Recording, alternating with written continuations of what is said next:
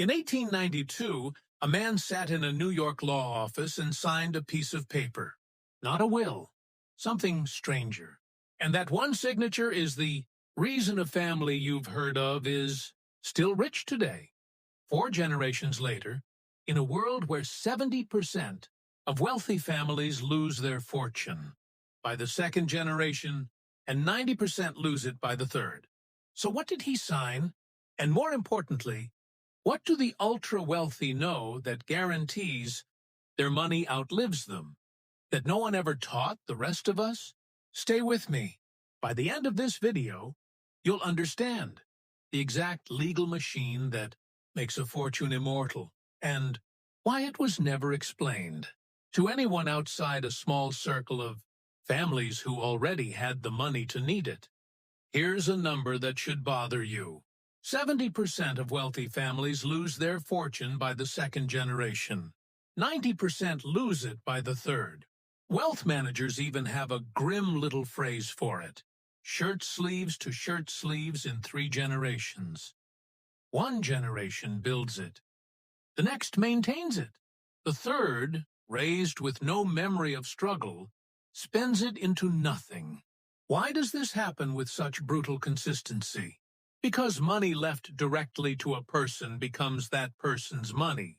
Fully exposed, it can be gambled away, divided in a divorce, lost in a bad deal, taxed at every single transfer. There is nothing standing between the fortune and human weakness. The oldest dynasties in the world figured out how to break this cycle completely.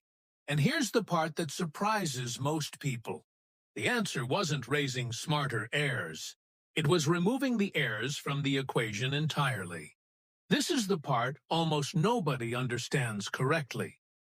So, stay with me, because this single concept is the foundation of the entire old money system. A dynasty trust doesn't give money to a person. It gives money to a legal entity, one that runs on rules written decades, sometimes centuries in advance, by someone who may already be dead. The money doesn't belong to the grandchildren. It doesn't belong to the great-grandchildren. It belongs to the trust itself. Heirs don't inherit a fortune. They inherit access, on terms they never got to negotiate. And this changes everything. Watch what happens. If an heir never legally owns the assets, an ex-spouse can't touch them in a divorce. A creditor can't seize them in a lawsuit. A government can barely tax them as part of an estate, because on paper, it was never that person's estate at all. The fortune becomes functionally immortal, passed down like a torch that never touches the ground, never legally belonging to any single hand long enough to be taken away. Now here's where this stops being theory, because one family didn't just use this system, they perfected it in plain sight. When John D. Rockefeller built the largest oil fortune in American history, in the late 1800s, he made a decision most wealthy men of his era never made. He stopped thinking about how to make money and started thinking about how to make it unkillable. His family placed company shares, real estate, and entire family offices inside trust structures engineered to outlast any single Rockefeller who ever lived.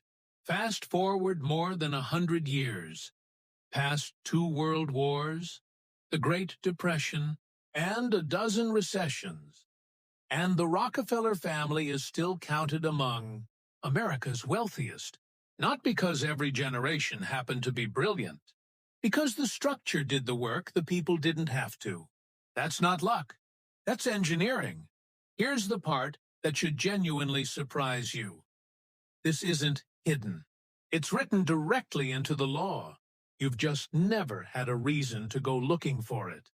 The U.S. tax code has a rule called the generation skipping transfer tax, built specifically to stop families from dodging estate taxes, generation after generation.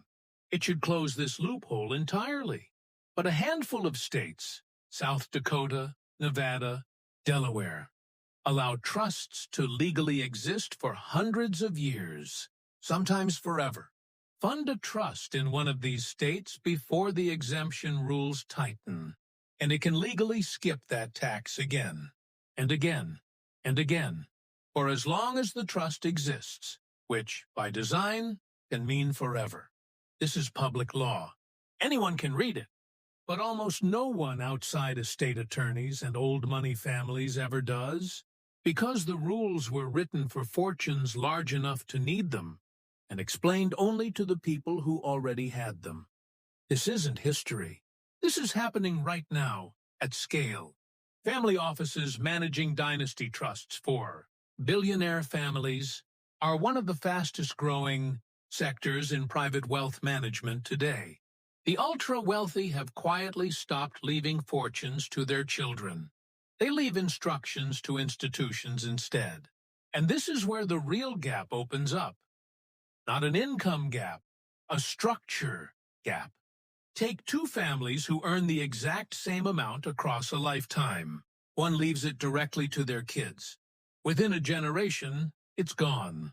The other places it inside a structure like this one. 100 years later, it's still compounding, protected from taxes, lawsuits, divorce, and the poor decisions of every person who ever touches it.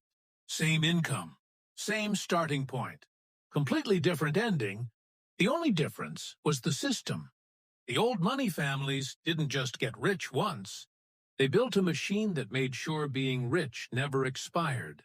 It's still running right now, quietly, legally almost entirely invisible, protecting fortunes that were signed into permanence before most of us were even born. And this is only the first piece of the system. Because a trust protects wealth, it doesn't explain how billionaires spend millions every year without ever selling a single share, without ever triggering a taxable event. That's next. If this is the kind of system no one ever explained to you either, subscribe, because we're going to open every piece of it, one episode at a time.